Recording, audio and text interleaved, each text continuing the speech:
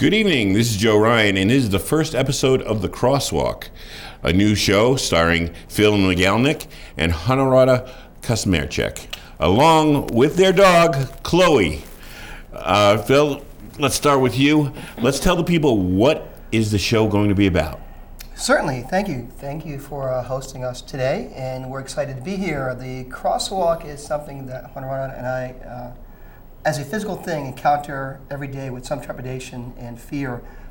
The crosswalk is a metaphor for essentially, as a blind person, it's probably one of the most dangerous things for us to encounter. You know, walking into a crosswalk takes a lot of faith that either our cane skills or with our guide dog, we're going to get through it safely and get up on the other side. But also in that crosswalk, a lot of times we come up and people come up to us rather and just ask us a lot of questions. You know, as we're crossing the street, hey, can we help you? Or in the crosswalk itself, you know, we get asked questions. How do you do that? Wow, that's amazing. So as a metaphor, it's actually what people, I guess, for the most part, during life, they're just always walking through a crosswalk, starting somewhere to get to the other point, and once you get up there, you know, it opens up a whole new world to you at some time. So it's just a real metaphor for the way we walk through life. Well, let's talk about your background here, your transition into dealing with sight impairment. It didn't happen to you early in life, it happened to you in the middle of life, which a lot of people would find daunting. A lot of people, you know, you're used to having your life going in one direction and being what we'd call self-sufficient. Mm-hmm. And a lot of people think that when these kind of things happen to them, their lives are over. And when the biggest messages I think you want to get out is, no, it's a transition. Like you said, the crosswalk from one side to the other, everything in life is a journey, and this is part of your journey. So tell us what happened to you and how this came about in your life. Hun, would you like to start? Thank you. My discovery of the illness came at age 26, and I suffer from what is called retinitis pigmentosa, as does Phil.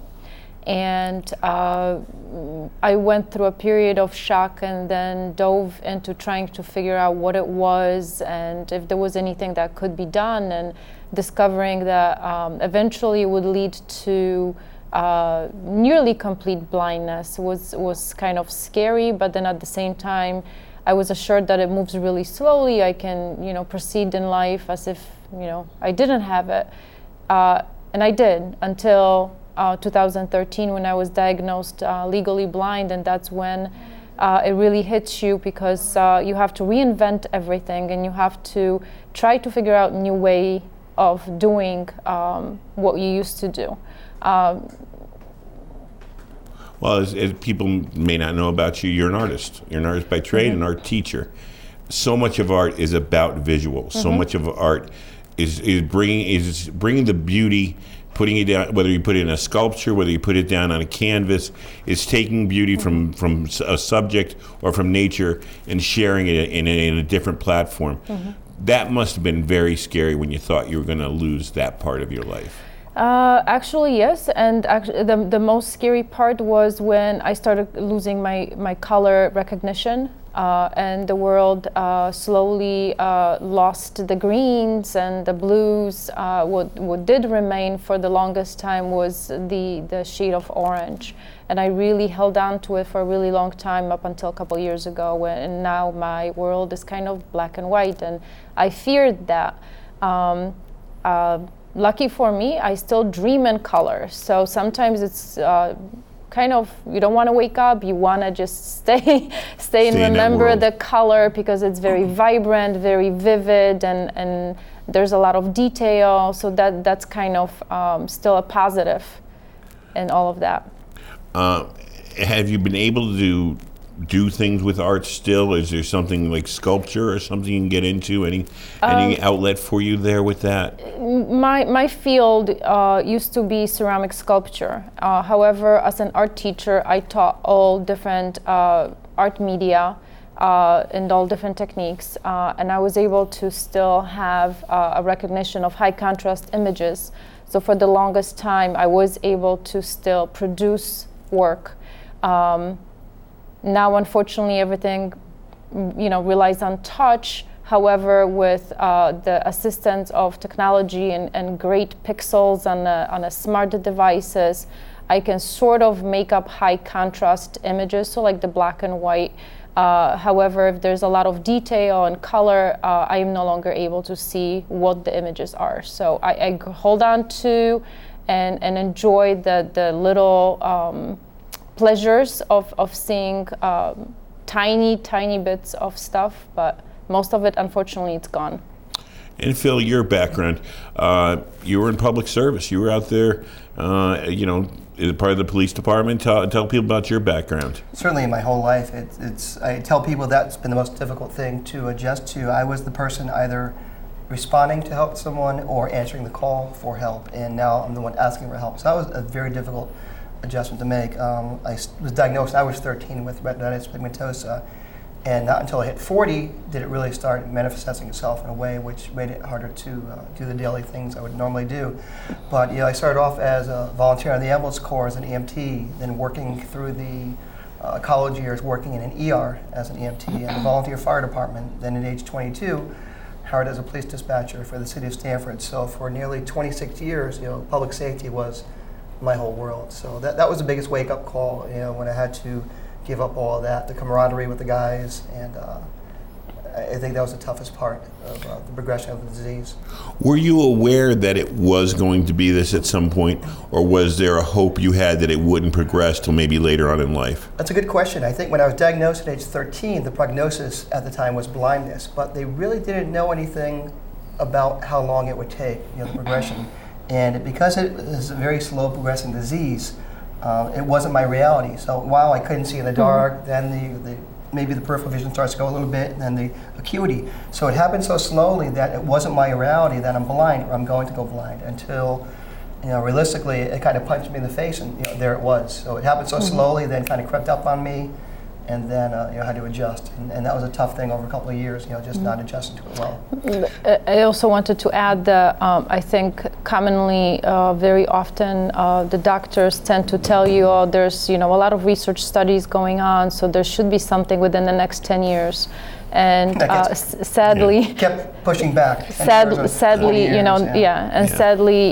even today, I read on social media people say, "Well, my doctor told me they should have something within 10 years," and I've heard that in my 20s.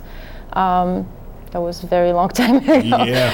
So, there's stuff in works, but did it, knowing that this could come at any time, for both of you, you were an artist and a teacher. You wanted to share your gift with the world. You were out there being a first responder. You were out there saving lives, helping people.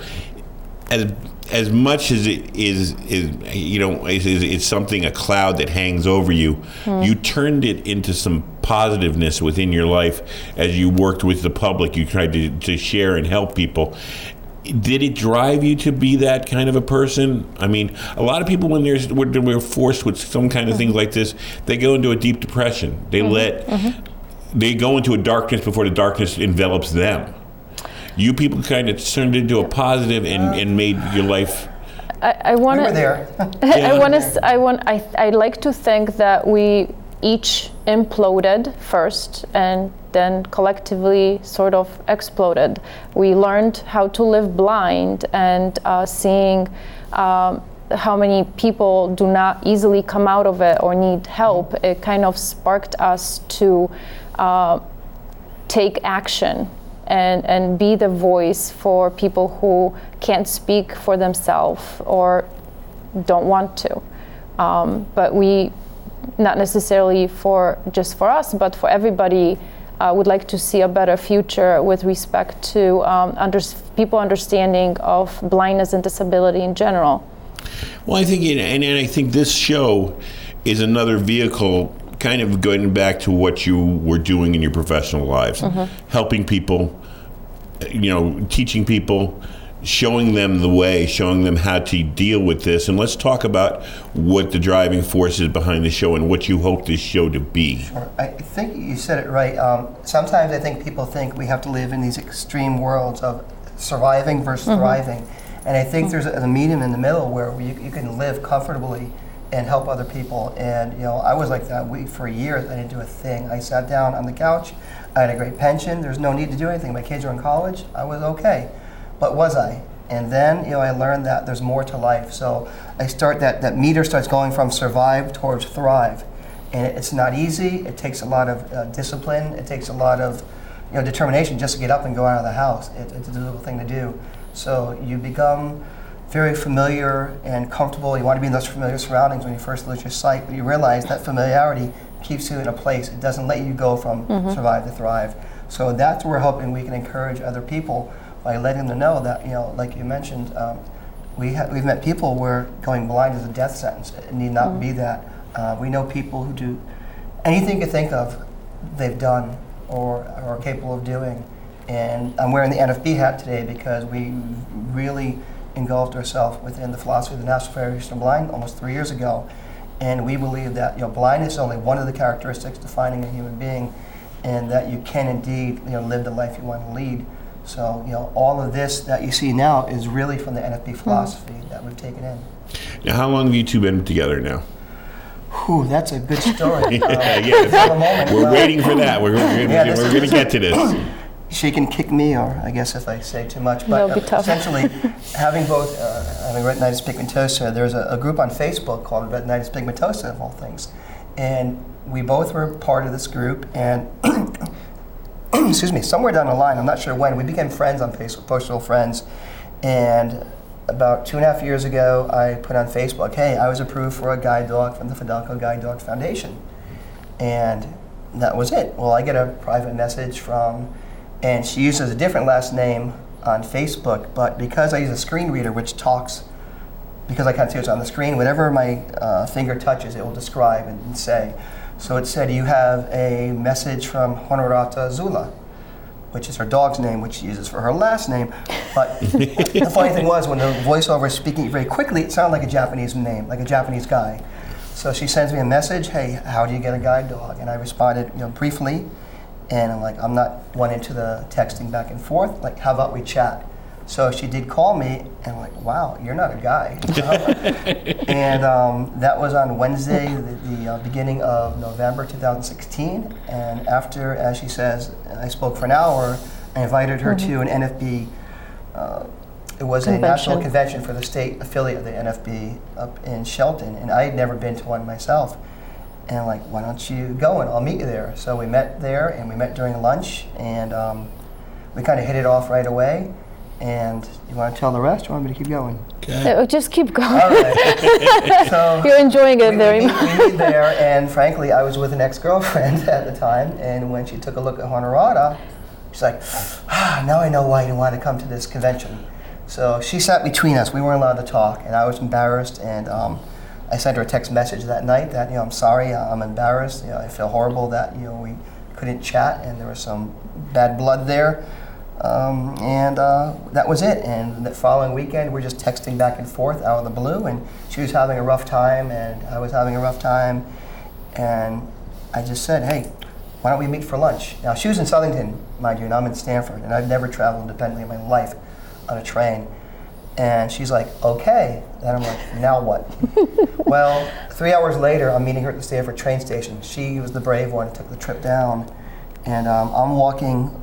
I took an Uber, and I thought I was walking on the platform trying to meet her. So I'm walking back and forth. She was actually on the sidewalk at street level by the taxi stand. And I'm flashing my flashlight, hey, can you see it? She goes, no. And I'm like, do you hear me? No. And finally I blew the whistle on my cane. And she's like, I hear it. I turn around, I fell down.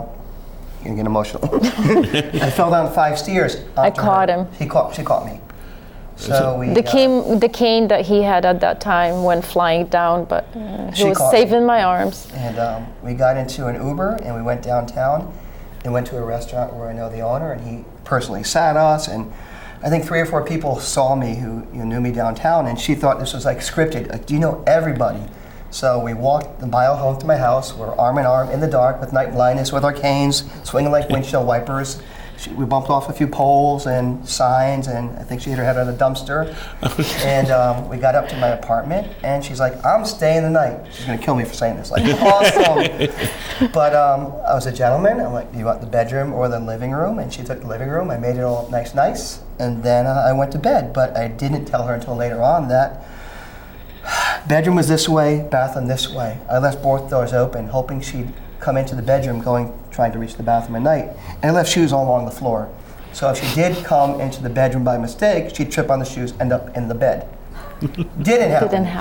But in the morning, and then she got one on me because I rushed to the bathroom first in the morning, and she told me later that she was going in to change, but I kind of cut in front of her, so she just stripped down and changed in the living room, knowing I couldn't see her. So that was, we had a fun weekend. And I would say. Well, somebody did. And then the next week, she called me out. Again, we barely talked, and I brought her to the train station next Sunday morning. We walked to the train station, and she says it was accidental, but she laid one right in the lips. There you go. I couldn't see. She couldn't see. I couldn't see. And that was it. And we just kind of text back and forth, and I'll just get quick that Wednesday, she texts me, hey, my godson's playing hockey in Stanford that Sunday.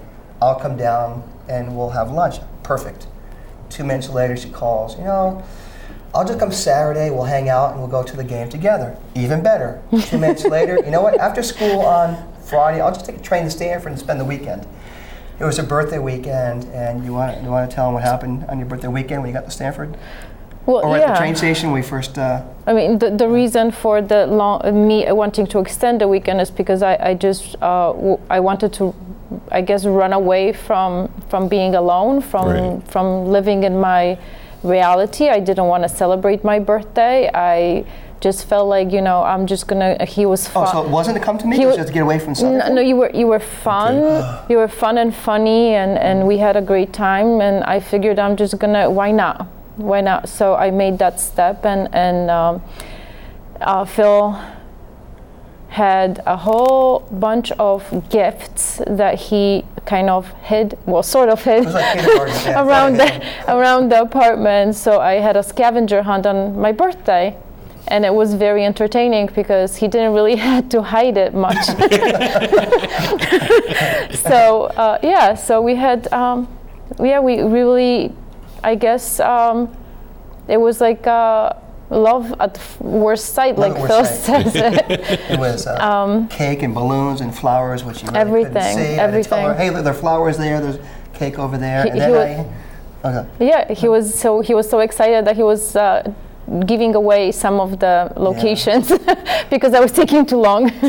But then at the train station we met, it was one of those, it could have been in a movie because she's coming down those same stairs and I was coming up the stairs, we embraced and we went that, and since then, inseparable. And we got engaged Christmas 2017. We bought a house last August. And I gotta say that I think each of us, like, realistically had a lot of worries, concerns. How do you live with another non-sighted blind person? Right. How is it going to work?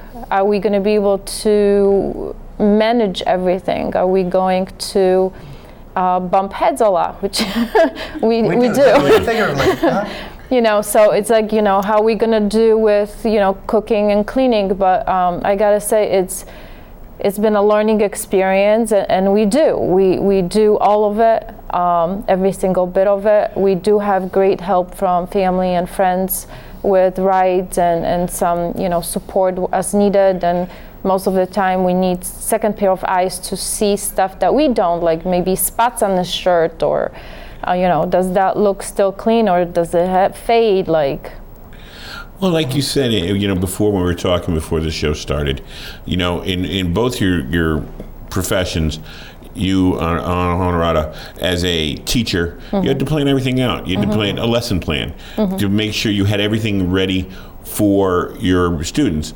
In Phil's position, it was more reactionary, which is, it's kind of like you're a yin and a yang. He's rushing, yours, take your time. But does that balance help you as you go through these transitions and develop your partnership? I would say 100%, because we are very, very different, but it's almost like it's like a puzzle where you filled in each other's voids and empty spaces, where his mindset and his skills and passions are so different from mine, but he pulls and pushes me when it's needed, and I hope that I inspire him to do stuff and get out of his comfort zone with my crazy ideas for travel and going to the beach and touch the leaves and Yeah, I'm not the outdoorsy kind of guy. So I think it's just we have a whole new set of experiences that I don't think we would otherwise have. Like, I wouldn't be sitting over here on this show if it wasn't for him. I don't like cameras. I don't like being in a public eye. That's lucky for me. Well, So, and like you were telling me too, I mean, you guys just started playing golf together. A new experience. I mean, tell people about that experience for you. I mean, I know for me as a bad golfer, seeing the ball, I can't hit the ball straight. But talk to the people about going through those experiences. It was phenomenal, and just real quickly, I don't want to go there. We get too emotional, but let's go to the golf. With the golf thing, we were very fortunate to be approached by Steve LeClaire from the Southern Country Club, who had coached Keith Guile, a blind golfer with the same eye disease we have, and he just started playing golf 3 years ago, and he just qualified for the Blind Golf Association of America National Championship out in Vegas, scoring number 2. So he was an inspiration to reach us to say, hey, through the NFB, can we get some more blind people who maybe want to play golf? And they hosted up at Southington Country Club a 4-hour clinic with 4 different stations, and they treated us like kings and fed us, and it really is like, wow, I can actually hit the ball without seeing, because I probably would have played golf sooner, but because I couldn't see well, I was embarrassed to do that. So all of a sudden you're worried about, can I see where I hit the ball, or people watching me? But when you get rid of all that and start with a clean slate and just learn the basic fundamentals, and as you mentioned before, we're concentrating on the sound, on the feel. Like, we could hit the golf ball like 150 yards without trying. It was amazing. So I think we have a new hobby in sport. And of course, you have Chloe, and you have 4 dogs in the house now? Tell us about our newling. we started off with my 5-year-old German Shepherd Zula, and Phil has a now almost 12 years old beautiful white Bichon Frise. And then Chloe came, and the dynamic changed because we went from having pets in the house to now having a guide dog, and that was a whole different experience for us. We're gonna get to that another time, but recently, and I think collectively, we had I'm so glad and happy, and I'm lost for words with Phil's kindness. He agreed to my crazy idea of trying to raise a German Shepherd Fidelco guide dog. And hopefully, maybe if I do qualify, and that dog that we are raising right now, if he's going to be my match, then I will be paired up hopefully with that dog that we are raising. His name is Zen.